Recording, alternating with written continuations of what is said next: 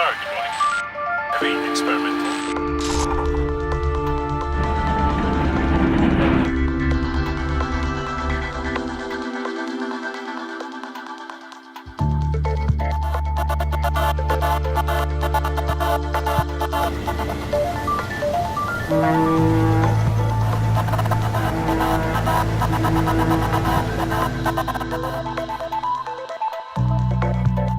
Currently we have the application installed in offshore vessels, merchant vessels and fishing vessels. Rolls-Royce are clearly in the lead of this technology.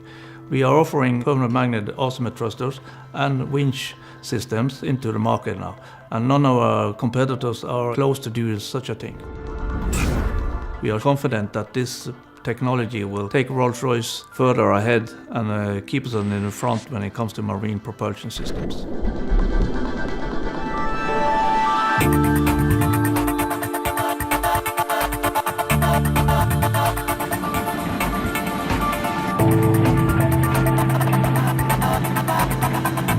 There are three major benefits. One is the energy saving, the second is the reduced noise levels, and the third one is the emission reductions, which is obviously commercially interesting and good for the environment and the public. This combination between electrical usage and diesel, it's the smartest combination. I'm definitely confident on the future of this product as we are in front with our technology. We work every day with our engineers and our salesmen to fulfill the promises we give to the market.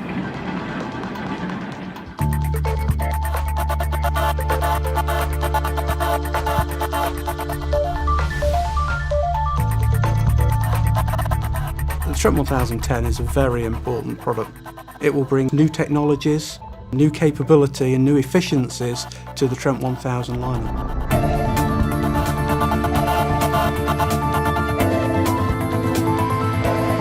Today has been tremendous. First flight of the Trent 1010 engine and a fantastic opportunity to go and take it over the Pacific Ocean and get some really good performance data. We went up to 10,000 feet. We spent about 6 hours there, mostly performance testing. The main objective of today's flight was to understand how our engine's going to perform when we get to flight compliance. We've got over 800 engineers invested in the programme. They're all around the world. They're in the UK, they're in the US, they're in Japan. We'll finally build the engine in Singapore, so a very global nature to the programme.